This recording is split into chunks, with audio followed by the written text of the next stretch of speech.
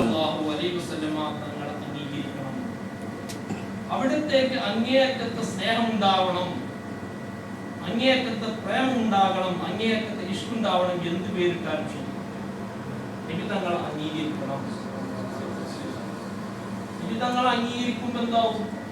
അവിടുത്തെ പറഞ്ഞ കാര്യങ്ങൾ നമ്മൾ അനുസരിക്കും.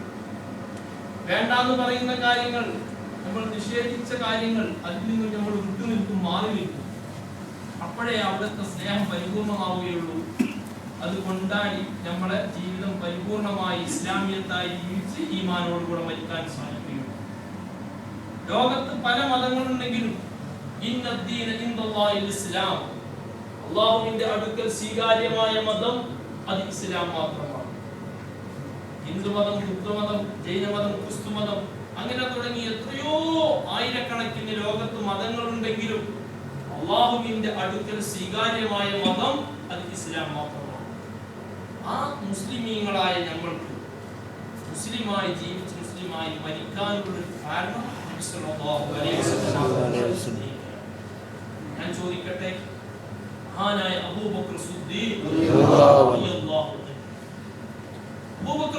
റളിയല്ലാഹു അൻഹുവിന്റെ ഈമാൻ ഒരു തുലാസിലും അതിന്റെ അതേ തുലാസിൽ അപ്പുറം ഭാഗത്ത് വേറെ ലോകത്തുള്ള മുഅ്മിനീങ്ങളുടെ ഈമാൻ എടുത്തു വെച്ചാലും ഏറ്റവും കൂടുതൽ ഭാരം വരെ അബൂബക്കർ സിദ്ദീഖ് റളിയല്ലാഹു അൻഹുവിന്റെ ഈമാനാണ്. മക്കളെ, എന്തുകൊണ്ടാണ് അബൂബക്കർ സിദ്ദീഖ് റളിയല്ലാഹു അൻഹുവിന്റെ ഭാരം കൂടാൻ കാരണം?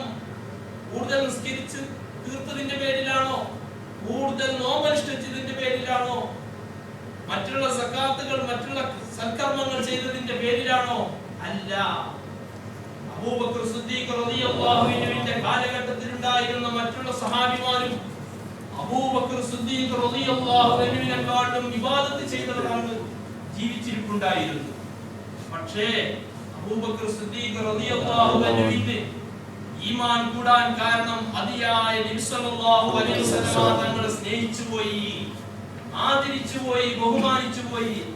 അവിടുത്തെ എല്ലാ വാക്കുകളും അനുസരണയോടെ അവിടുന്ന് കേട്ടു. നബി തങ്ങൾ പറഞ്ഞു, ഖദീജ റളിയല്ലാഹു അൻഹയെ വിളിച്ചിട്ട് ഒരു കാര്യം പറഞ്ഞു.